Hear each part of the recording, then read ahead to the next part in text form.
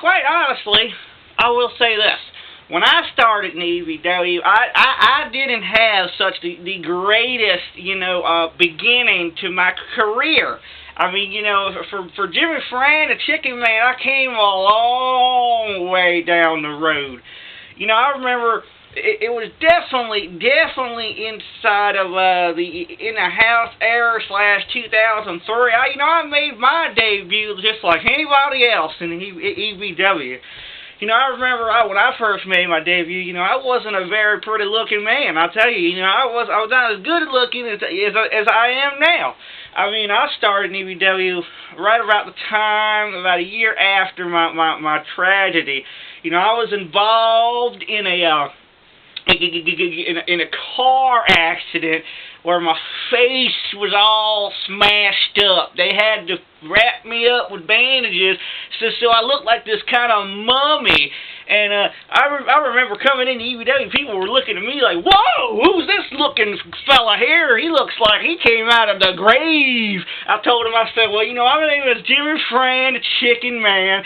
And quite honestly, wrestling has been in my dreams. It's been in my yard. It's been in my barn. It's even been in the chicken coop. Because I told him, I said, when it comes to Jimmy Frann, the Chicken Man, I'm ready to give 110% getting into the wrestling ring. So, in EBW, that's what they did.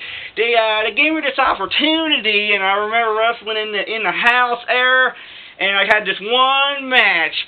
But then I came out in 2003, I was in the backyard for the entertainment era. Oh, it was on fire. I mean, I remember seeing guys like Razor Redneck Bill walking backstage. You had Executioner, who was the champion.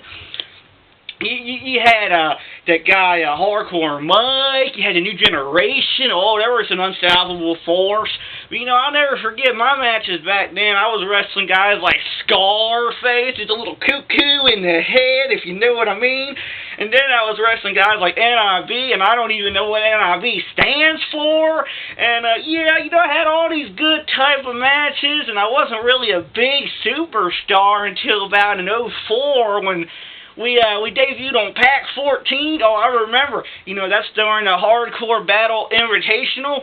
They had to rip my bandages off my face, and I was scared.